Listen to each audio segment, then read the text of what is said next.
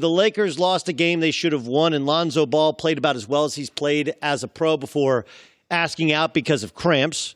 And they lose in Sacramento on a game-winning three-point shot. But I think more interesting is a couple hours away in Oakland, where the Warriors lose again at home. Now, they lose to Damian Lillard, but I think the bigger, more interesting part is not just that they lost or how they lost, where Kevin Durant misses a couple of what could have been game-sealing or game-winning shots. Steph Curry with the ball in his hands, up two, turns it over, and Damian Lillard hits a huge three in his hometown to win the thing for Portland. It's not just that they lost to the Portland Trailblazers. It's not just that Klay Thompson's struggles continue or that Draymond Green continues to be unguarded. It's that we operate under this, I think, dated narrative in the NBA, right? A dated narrative. Like, we are so slow to react to things. We're reacting to things because of last year or the year before that. The idea that the Warriors will be fine in the playoffs. But let's look at it in reality. In reality, last year in the playoffs, they beat the Houston Rockets in 5 games, and the Rockets were missing Chris Paul. And the Rockets missed, 27 consecutive threes? Something we had never seen before. Like, all of these things had to go wrong for the Rockets in order for it to go right for the Warriors. And you can point out that Andre Iguodala was injured much of that series, and that's a huge piece for how the Warriors like to play, and that would be fair. Though I'm not equating the value of Iguodala to Chris Paul, I do think that having Iguodala dramatically changes the Warriors. The bigger point is, as close as the Rockets were last year, and I understand that it looked on paper and maybe in reality to start the year like the Rockets have gotten worse. And maybe they have. The rest of the West seems to have gotten better. The Lakers are pronouncedly better than they were last year.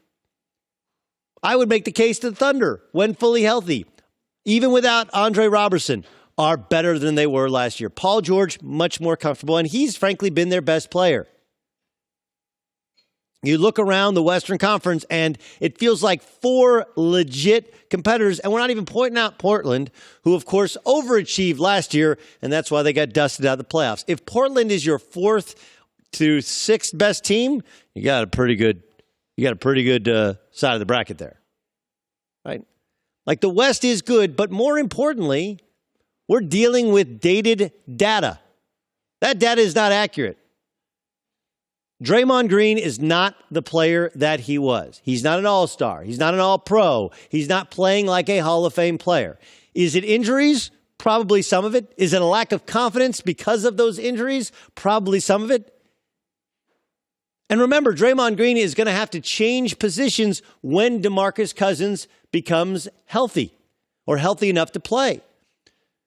When the Warriors have won any of these 3 titles, their death lineup has had Draymond Green at the center position. And I don't know if they can or will still do that, considering you have DeMarcus Cousins. It'll change the way they play defensively, and then offensively, that'll dramatically change their spacing and how you use Draymond Green. Right now, he's still playing as their de facto center, and he's not playing well in spite of the fact that he's wide open offensively. Combine that with the fact that he's in a contract year, wants a max contract, and at some point he tries to prove his value, and Draymond Green is a mess. A mess. Then you got Klay Thompson, who has hidden the fact that he's having an awful year with a couple of outlier performances like old Klay has had. Klay Thompson's shooting the 2nd worst from field goal range, worst three-point percentage of his career. He's even struggling, for Klay Thompson, one of the great shooters in the history of the game, at the free throw line. And he, too, is in a walk year. And then you got Kevin Durant. He's had no missteps in terms of things he said off the basketball floor, has he? It always feels like Steph Curry's a turned ankle away from missing a month, and their bench is a disaster. Sean Livingston finally looks old. Andre Iguodala has looked old, has been oft-injured. And then news today that Pat McCaw, who'd been holding out as a restricted free agent, signed for $800,000 more with the Cleveland Cavaliers. And, of course, the Warriors can match that, but McCaw hasn't played all year. And if they match it, it costs them $9 million more in luxury tax. They have a bad bench, can add Pat McCaw, who's played for them at before midseason, and yet we don't know what kind of shape he's in, and we know how that hurts them in terms of the luxury tax. You look at what they needed last year in order to win 27 consecutive missed threes. Chris Paul getting hurt, which does feel like it's going to happen in the future and has happened recently for the Houston Rockets, but still, Chris Paul ain't hurt. They make one or two of those threes, and we might have a different NBA champion today. And oh yeah, by the way, everybody's acting like that 73-win team of a couple years ago was what was added to Kevin Durant. Well, they changed. They lost Bogut. They changed the bench. They changed the rotation. And the league has caught up to what they do. And the league has mimicked and mirrored many of the things that they do. We operate with dated data. This isn't last year. This isn't the year before. This isn't what gamblers do when they go like, hey, Andrew Luck, 10 times in a row, he's beaten the Tennessee Titans. No, one time this year he's beaten the Tennessee Titans. The construct of the team, the construct of the league, the way in which it's officiated changes year to year. And this Warriors team losing 2 consecutive home games, that never happened. That never happened. Losing at home is one thing. Losing back-to-back home games against playoff teams, they usually play to their level of competition. This idea that the Warriors can be team clapper. You remember the clapper? Clap on, clap off, the clapper. That they can get to the playoffs and go like, all right, we're going to play. The league is closer than you would think.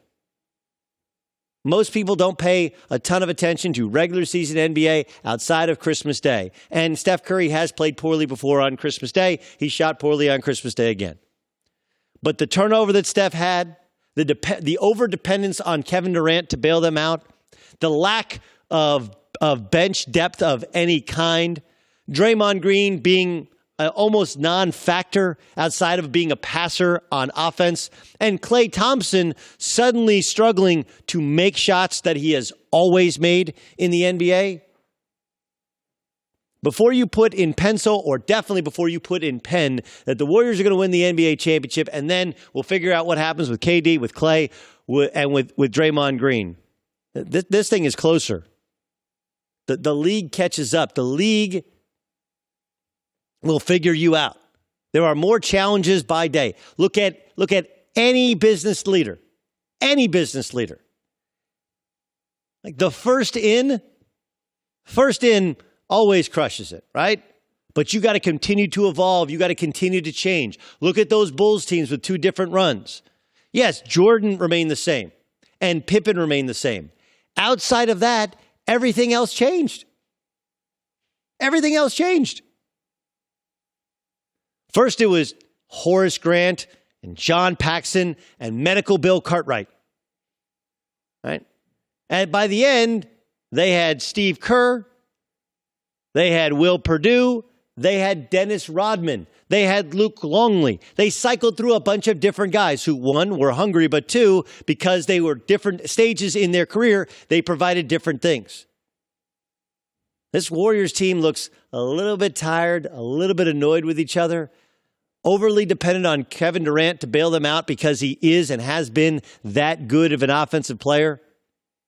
And those things they were able to get away with a couple years ago, throwing the ball into the stands, behind the back passes, turning it over against the double team. Klay Thompson will bail us out with 5 threes when the game is tight, and we'll just boat race people. Hey, guess what? Now everybody's shooting threes. Everybody's playing small. Everybody knows what you do, how you do it, and how to take it away. It's closer than you think. Hi, everybody. Thanks for watching. Subscribe here to get the latest from the show. Also, be sure to check out more of the best clips from The Herd or go watch a few segments from other shows on FS1.